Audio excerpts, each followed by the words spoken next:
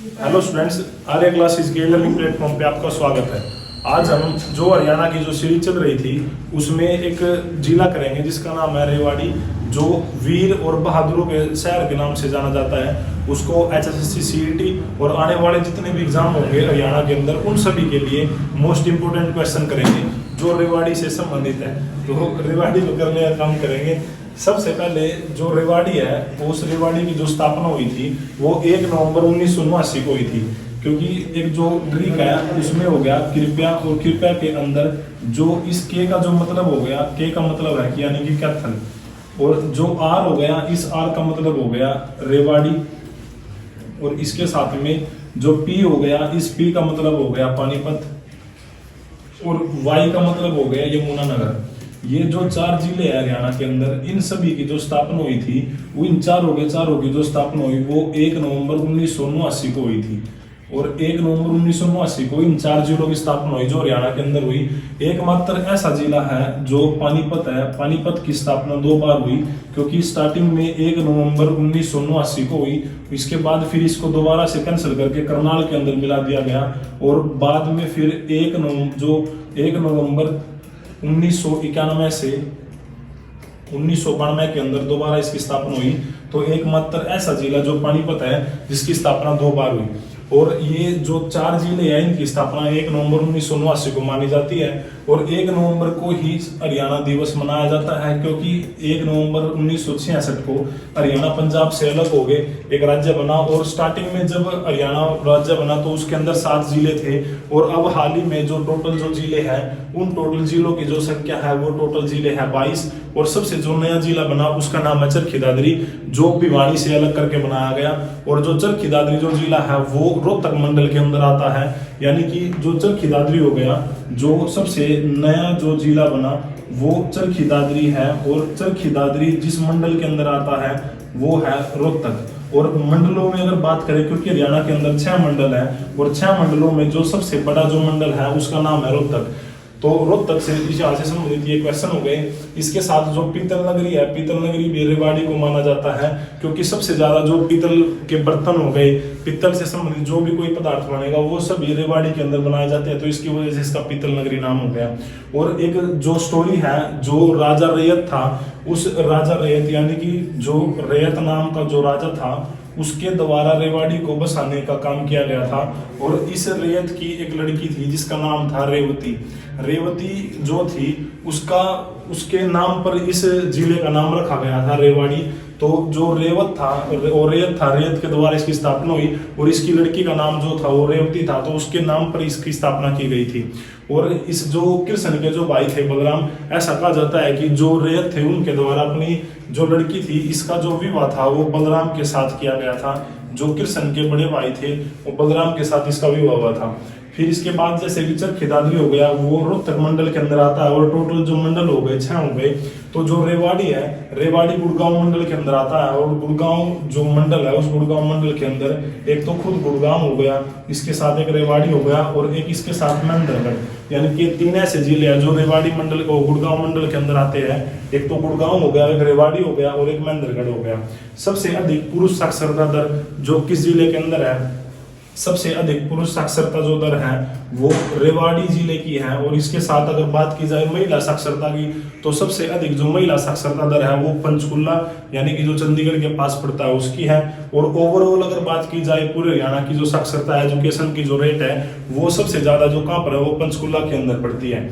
इसके बाद जो पुलिस रेंज है, क्योंकि पुलिस की जो रेंज बनाई गई है उनमें एक पुलिस रेंज जो साउथ रेंज है उसको रेवाड़ी के अंदर बनाया गया है, और इसका मुख्यालय जो है वो रेवाड़ी के अंदर, यानी कि साउथ रेंज का जो मुख्यालय है वो रेवाड़ी के अंदर है।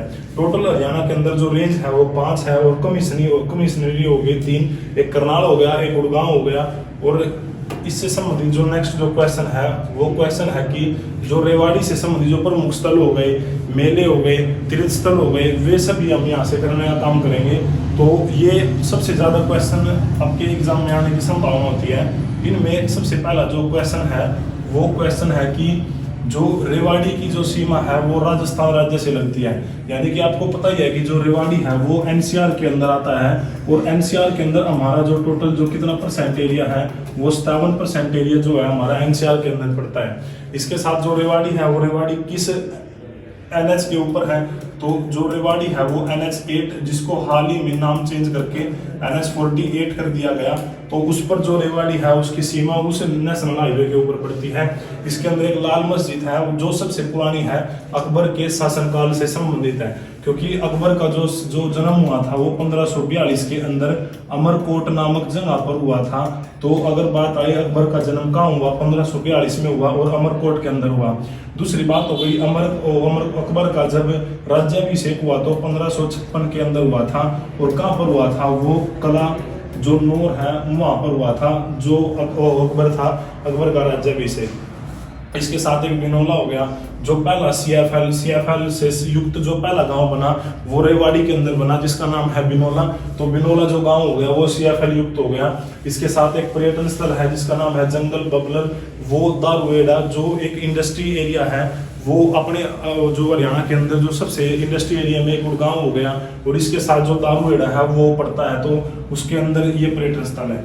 इसके साथ जो सैंड पाइपर जो पर्यटन स्थल है 1982 में स्थापना हुई, जो रेवाड़ी के अंदर पड़ता है, और इसमें सबसे एक फेमस जो विश्वविद्यालय यानी कि यूनिवर्सिटी है जिसका नाम है इंदिरा गांधी विश्वविद्यालय, जो मीरपुर के अंदर पड़ती है, 2013 के अंदर बनाई गई थी, वो भी रेवाड़ी के अंदर है। और एक राव तेज सिंह जो तालाब है वो सबसे बड़ा तालाब हरियाणा का, वो भी एक रेवाड़ी के अंदर पड़ता है। और रेवाड़ी से सबसे प्रसिद्ध एक व्यक्ति है जो बिलोंग करते हैं, उनका नाम था राव तुलाराम। जो राव तुलाराम थे वो भी रेवाड़ी से संबंधित थे। इसके साथ जो अहिरवालों का जो शहर कहा जाता है उसको भी रेवाड़ी को ही बोला जाता है। और इसके साथ एक और क्वेश्चन है जो संतोष यादव हो गई, जो संतोष यादव जो माउंट किलर यानी कि माउंट एवरेस्ट हो गया, इसके साथ और भी जो हिल्स हो गए उन पे चढ़ने का जो काम किया संतोष यादव ने, एक रिकॉर्ड बनाया था जो दो बार उस पर चढ़ी, तो वो संतोष यादव थी जो रेवाड़ी से संबंधित थी। इसके साथ एक और क्वेश्चन जो नरेंद्र यादव था, नरेंद्र यादव जो पर्वतारोही है वो भी रेवाड़ी से संबंधित है। इसके साथ नाहर वन्यजीव अभयारण्य हो गया, वो भी रेवाड़ी से संबंधित है। और जो भैरव जी का जो मेला है वो भी रेवाड़ी के अंदर लगता है। इसके साथ जो नेक्स्ट जो क्वेश्चन है वो है बाग वाला तालाब, यानी कि उस तालाब के आसपास में बाग है, तो वो सबसे बड़ा बाग तालाब के किनारे पर वो भी रेवाड़ी के अंदर ही पड़ता है। इसके साथ जो नेक्स्ट जो क्वेश्चन है वो है 1880 में आर्य समाज की स्थापना, क्योंकि आपको पता ही है कि जो आर्य समाज है उसकी जो स्थापना की गई वो दयानंद सरस्वती के द्वारा की गई थी। तो हम बोल सकते हैं कि आर्य जो समाज है, आर्य समाज की जो स्थापना वो दयानंद सरस्वती के द्वारा की गई थी, दयानंद सरस्वती के द्वारा की गई। और दयानंद सरस्वती ने 1875 के अंदर की थी। और इसके साथ इसके द्वारा एक नारा दिया गया था जो वेदों की ओर लौटो, वेदों की ओर लौटो, ये नारा था जो दयानंद सरस्वती के द्वारा किया गया था। तो ये जो क्वेश्चन थे वे दयानंद सरस्वती से संबंधित थे। और वेदों की ओर लौटो ये नारा भी दयानंद सरस्वती द्वारा दिया गया और आर्य समाज से संबंधित था। इसके साथ 1880 में आर्य समाज की जो स्थापना दयानंद सरस्वती ने की, जो नसीबपुर गांव है इसके अंदर रेवाड़ी के अंदर, वहां पर स्थापना की गई और 3 शक्तियों के बीच युद्ध हुआ। और उन 3 शक्तियां थी जो रेवाड़ी, झज्जर, जोधपुर, इनमें जिसमें अंग्रेजों ने इन 3 शक्तियों का अंत कर दिया। तो यानी कि स्टार्टिंग में जब दयानंद सरस्वती रेवाड़ी आए तो सबसे पहले रेवाड़ी आने के बाद उनके द्वारा एक गौशाला की स्थापना की गई थी जो गायों की जो रक्षा करने के लिए बनाई गई थी। तो बात आई कि दयानंद सरस्वती के द्वारा हरियाणा के अंदर सबसे पहले जो गौशाला जो बनाया गया वो रेवाड़ी के अंदर बनाया गया था। और इसके साथ ही घंटेश्वर मंदिर हो गया जो रेवाड़ी के अंदर पड़ता है, और नवाई को हो गई दारुएड़ा, मयूर और चिंकारा जो के अंदर है वो भी रेवाड़ी के अंदर पड़ता है। और जो स्लेट जो पत्थर हो गए वो कुंड क्षेत्र से संबंधित है, वो भी रेवाड़ी के अंदर पड़ते हैं। नेक्स्ट जो क्वेश्चन है इससे संबंधित वे क्वेश्चन है कि बाबा सूरजगिरी का जो मेला है वो भी रेवाड़ी के अंदर ही है। और इसके साथ क्योंकि आपको पहले बता चुके हैं कि जो रेवाड़ी है उसको तांबा और पित्तल नगरी कहा जाता है, तो बाबा सूरजगिरी का जो मेला है वो भी रेवाड़ी के अंदर है। सैयद बाबा की जो समाधि है वो भी रेवाड़ी के अंदर है। और जो जॉर्ज थॉमस थे, आपको पता है जॉर्ज थॉमस 1779 में रेवाड़ी के युद्ध में मुगल बादशाह शाह आलम ने प्राणों की रक्षा की थी। यानी कि इसमें जो 1779 के अंदर एक युद्ध हुआ जो जॉर्ज थॉमस के साथ हुआ था, उसमें रेवाड़ी के युद्ध में बंगाल शाह आलम के प्राणों की रक्षा करने का काम इनके द्वारा किया गया।